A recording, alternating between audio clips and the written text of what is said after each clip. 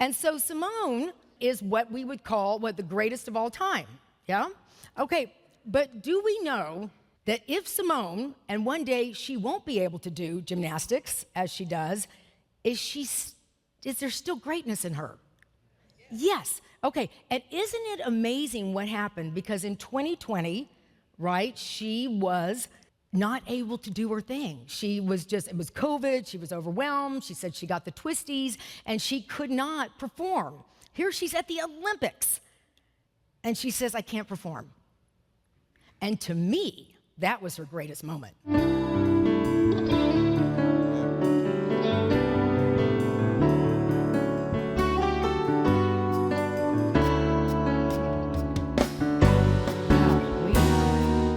Thank you, thank you, thank you. You know, the secret of life is enjoying the passage of time. I could just sit down now. I mean, my gosh. Good morning. You all are a hearty group in Austin, Texas in the summer. Give yourselves a hand for being here and showing up.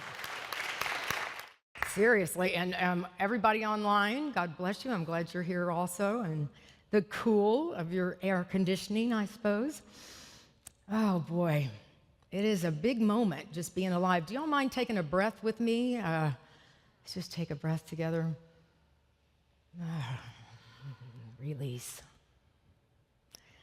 Yeah, I need to feel that oneness, because sometimes if it's just me and I'm talking to y'all, I can get nervous. But when I know we're all one, then I'm like, yeah, this is like a spiritual party. So I am so grateful to be here. I'm, kind of on the verge of tears with that amazing song. Isn't it interesting to hear songs that you've heard like in your youth, and we're all still in our youth, and then after you get the spiritual awareness, they mean something completely different, right? Because I used to listen to that song a little inebriated, yeah? And I was like, oh, that's cool. And now I'm like, wow, that's really, really deep and amazing. And that's what happens to us here at places like Unity, that we find something deeper in ourselves that we didn't even know was there. Isn't that true? I don't know, in my younger life, I would really often ask myself, in the family system I was in, there's got to be more than this. There's got to be more than, working and drinking and sleeping and working and drinking and sleeping. It seemed like that was the family theme. And I'm not just talking about drinking water. So it was interesting to know that there was more, but I wasn't experiencing more until I stepped into space in 1983 into a Unity community that was, I think, the only one in Austin 40 years ago.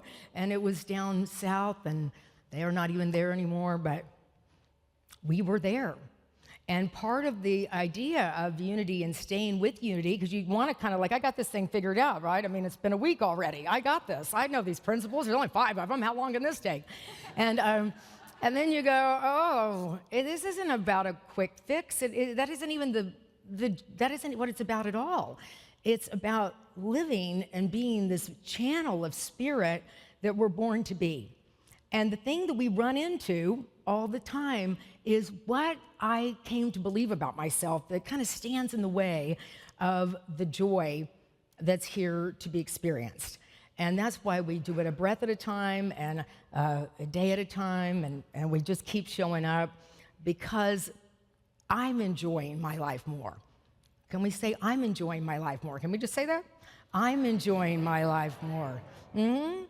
And you can kind of see if there's I'm not, or I want to, or I am.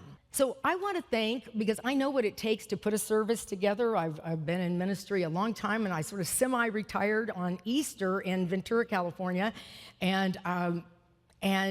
But when I look at a service and I know what it takes, so I want to thank Anaya and Reverend Cynthia and Jennifer, and I called Brian. Somebody's Brian here. Hi, Brian. Yeah, I called him. Hey, I'm Heidi. Everybody knows me. No, anyway. So thank you. And thank you for all the volunteers and all the people and all of you all that are just sitting here, because, I've been in so many Unity communities, and the reason that they exist is because you all exist, and because this matters to you, and you're making a difference in your lives and in the world and in your families, and you're having conversations that are different than perhaps when you grew up. And the world is getting better. You don't hear that much, but it really is because you're here, right? I mean, it's just like so simple, but the more that you can love you and living in the Christ consciousness of you, and I got to tell you, it still kind of blows my mind that it can really be that simple. Because what we've learned about ourselves can feel so heavy, but it's not true. And what we're going through is what Charles Fillmore calls chemicalization, You know, he isn't with us physically, but he's certainly here in spirit. I have to jump back in my notes because I wasn't going to say this early in the talk, but I am now. He calls it a condition of the mind that is brought about by the conflict that takes place when a high spiritual condition contacts an old error state of consciousness. Right, so I've moved back to Texas after 40 years, and I had some error states of consciousness when I was living here. Well, probably I even had one this morning, but I've been really looking at, my mom is in her 90s, and I don't know how much longer, right? She'll be here, but she's like in a 2-year-old state of mind, and so I'm adjusting to that, and I'm living with my brother, who has had some kind of spiritual awakening without my being in charge of it, and he asked me to move in with him.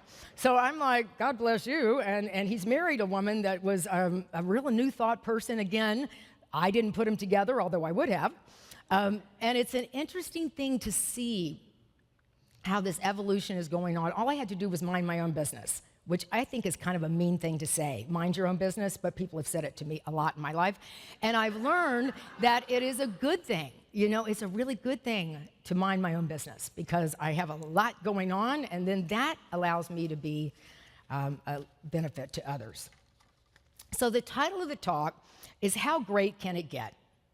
How great can it get? And the opportunity for the word great is not about achieving, it's about believing.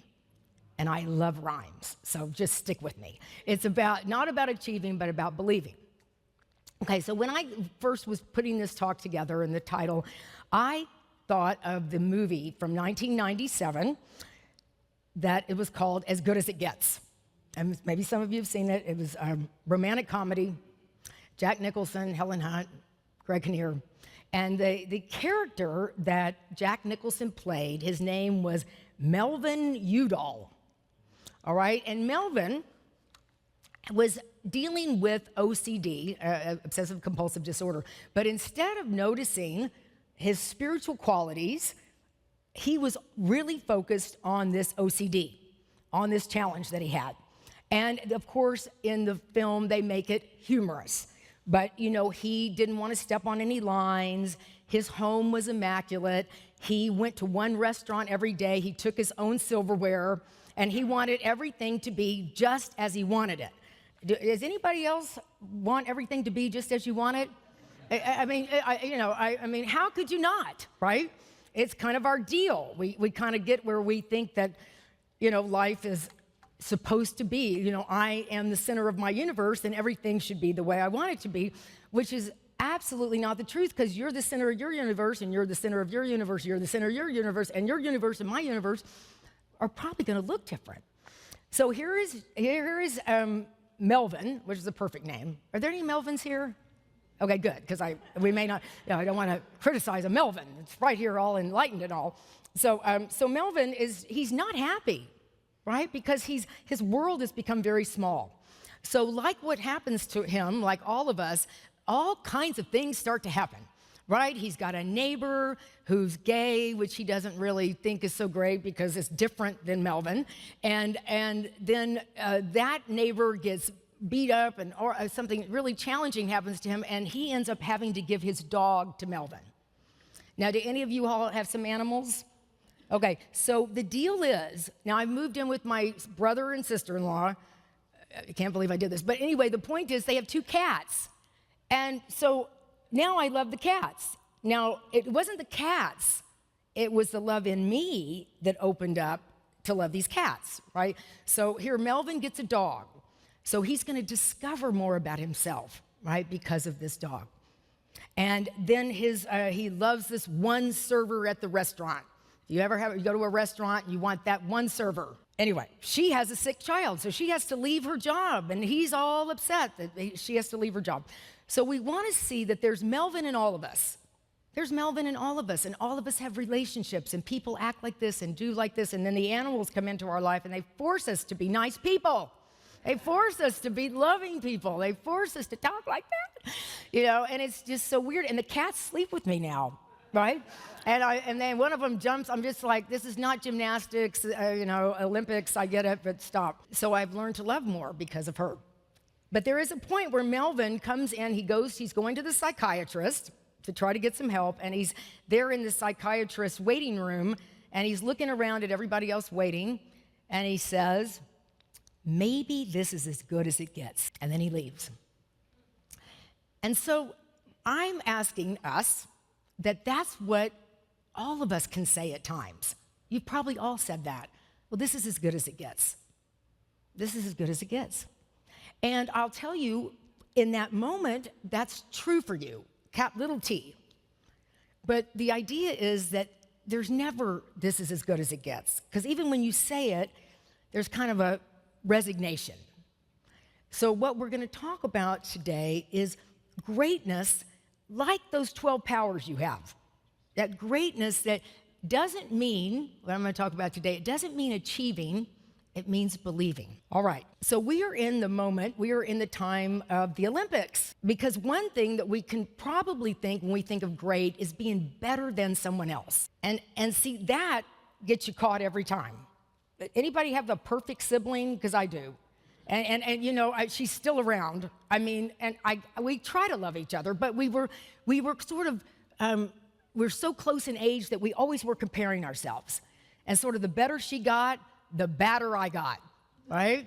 And so, we see, what do we do with this, like, comparing thing rather than achieving, believing? So we watch the Olympics, right? And maybe you all have, and we have a goat right from Texas.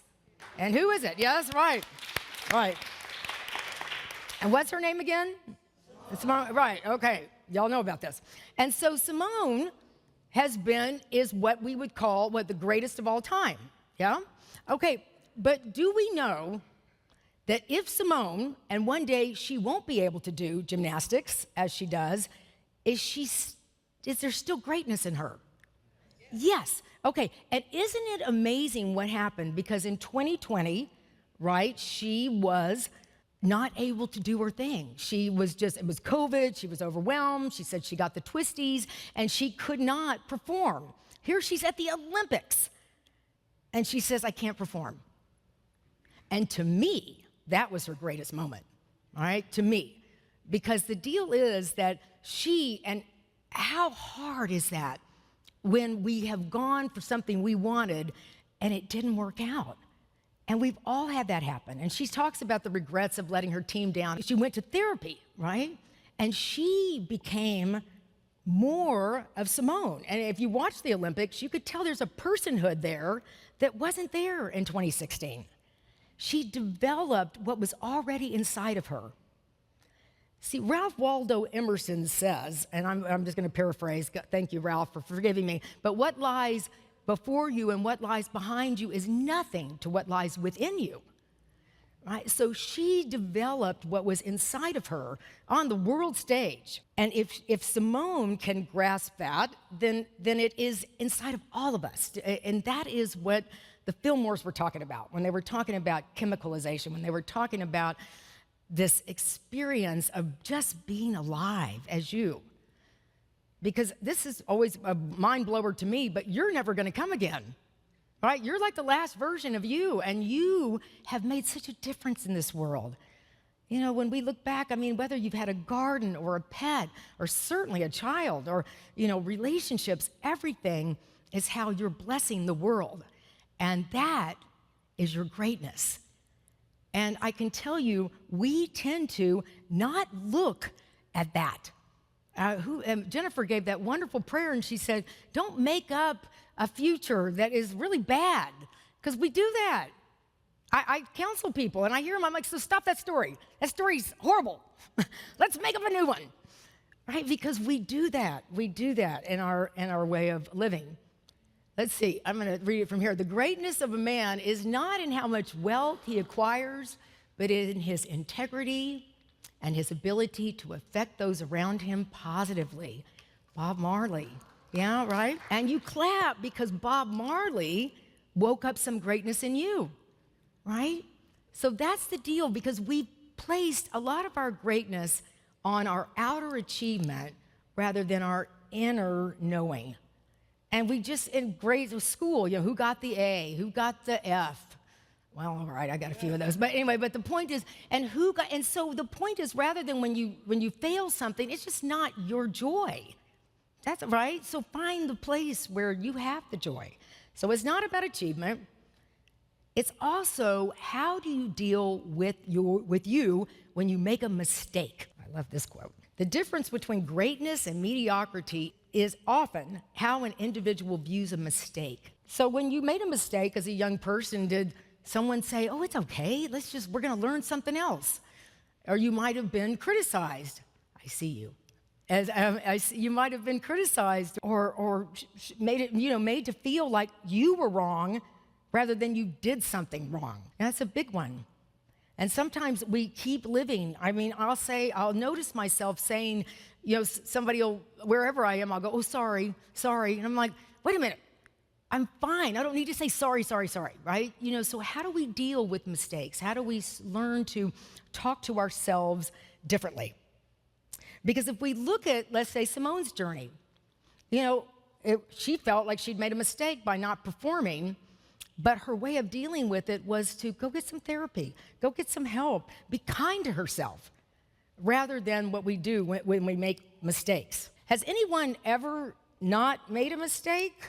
Just checking, because I really want to get to know you. Okay. My favorite quote is Winston Churchill. He says, success is going from failure to failure without losing enthusiasm.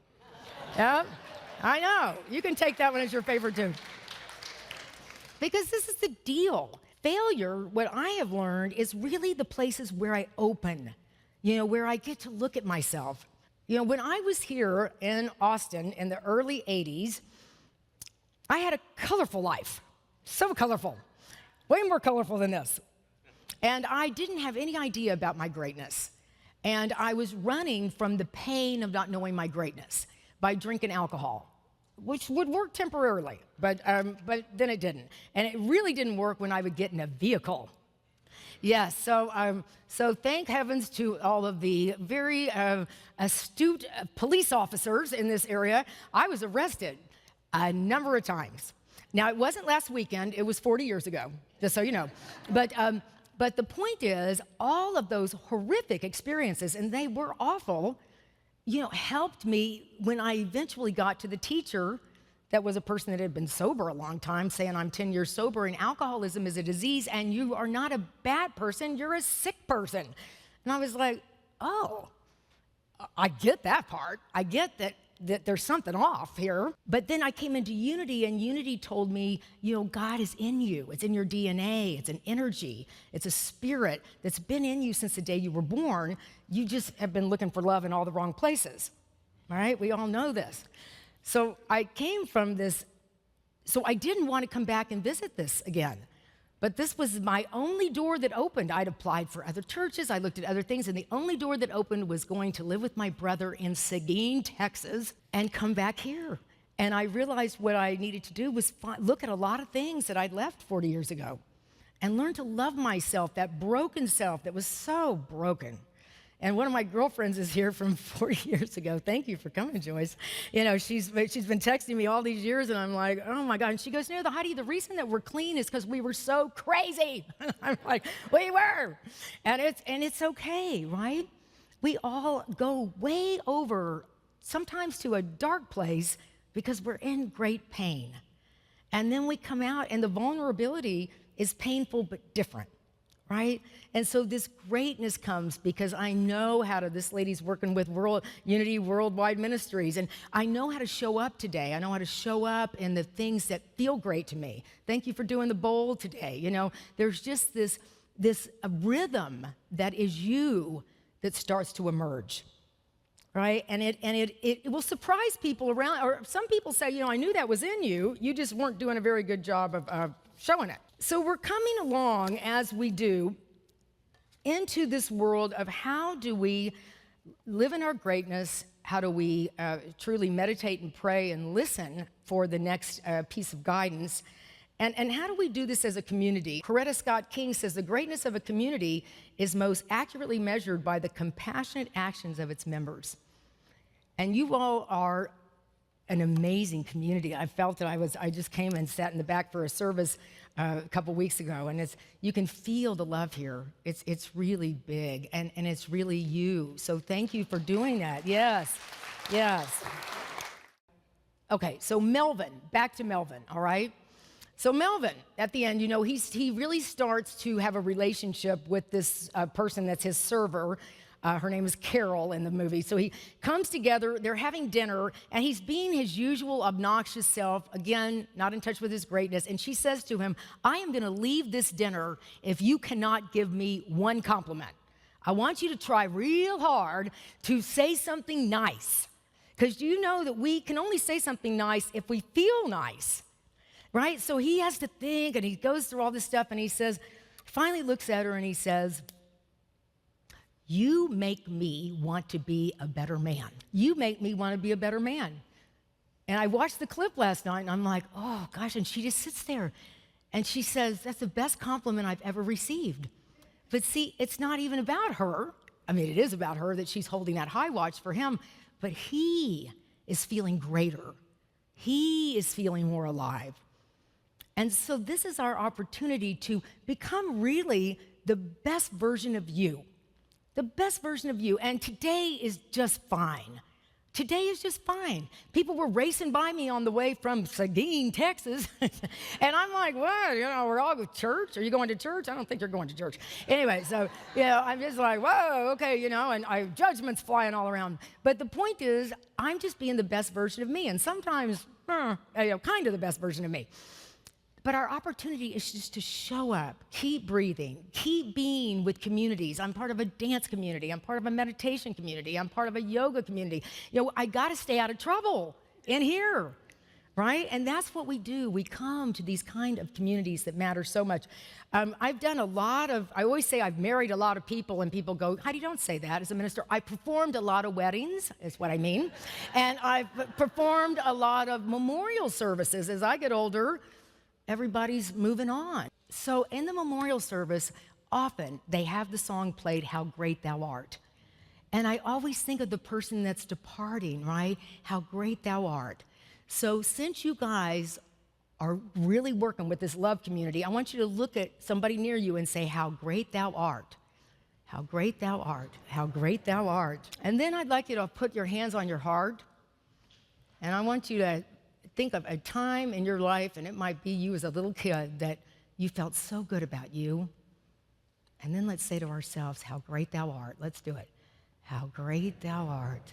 Yeah. And just breathe into that. Jesus was all about how great thou art. He just said things like, take that bushel off that light and let your light shine. He didn't say, now your light may be a little dim, or you may be out of batteries, or your light, I'm not sure what's going on with that candle. He didn't say anything. He just said, take the bushel off, take the story off, Melvin, Simone, Heidi, take the bushel off, the basket off, and let your light shine. Right? That's it. Just let your light shine. It's really fascinating how easy it is. And we have to be very kind to the belief system that we run into. And that's why we need each other. Y'all hang around with each other before you go around your biological family, because they're tricky. Yeah, that's right. Because of y'all, I can talk to my family just fine. Yes. So let's know that all of us are created and really created in divine blessing. That you are here because you're supposed to be here. You're here because your light lets others see better and allows you to have a heck of a lot more fun. And I am so honored to just be in your presence and to remember that it really is so valuable, this whole allowing of life, and also keeping a great sense of humor. as we go through all of these times. And this world is getting better because we're here. That's how it works. Yeah? All right, so I want to close with something really profound, and I'm trying to think of what that is. But mainly, let's just say it to ourselves again. How great thou art. Let's say it together. How great thou art. And I say a deep namaste to all of you. And now I always say namaste go. But anyway, give yourselves a hand for being here.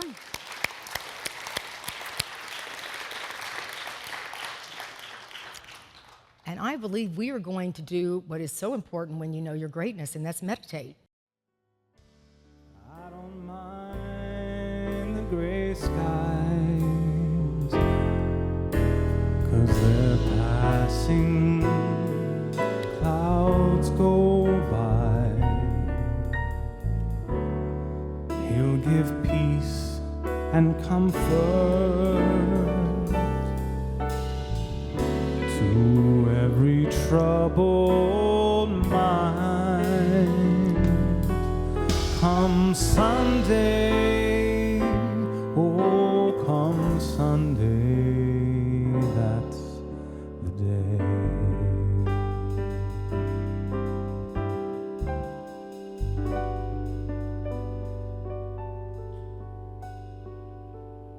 Let's take a deep breath into this moment.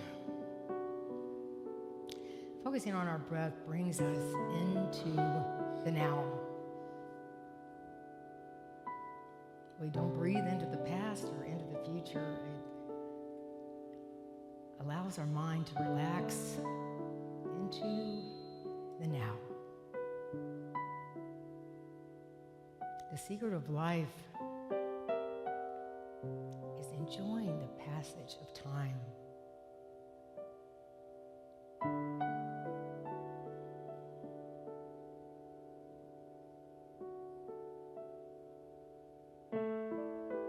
Joy is our divine inheritance. Greatness is our divine inheritance. There's no achieving or competing. Those are just ideas that don't feel as light or as true as knowing that what I'm looking for is inside of me.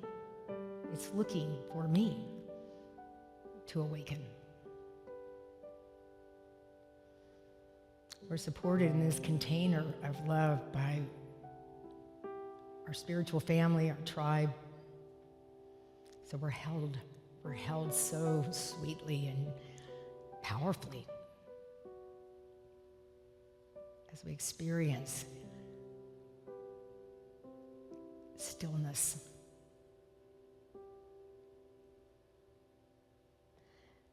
Greatness appears as our next inspiration,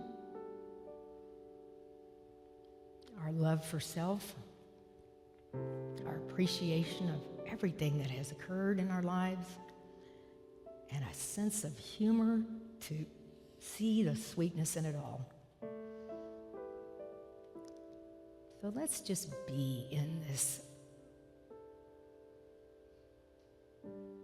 silence that is so full of love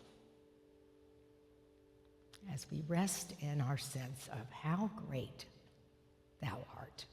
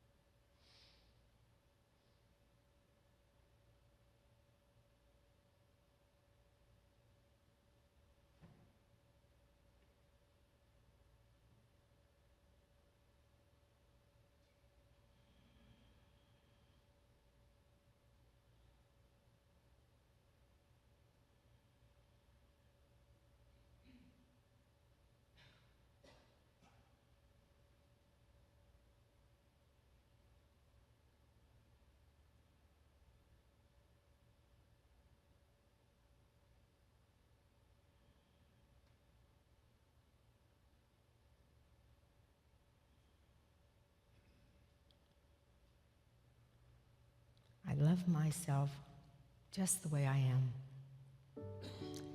I don't need to change a hair on my head, and if I don't have hair on my head, I don't need to change a hair on my arm. I am incredibly wonderful. I am so grateful for the God energy that created me and all of those wonderful souls on this planet. So I'm so grateful to stop and talk about my greatness, feel it, embody it, and then live it. I let my light shine. And so it is. Amen.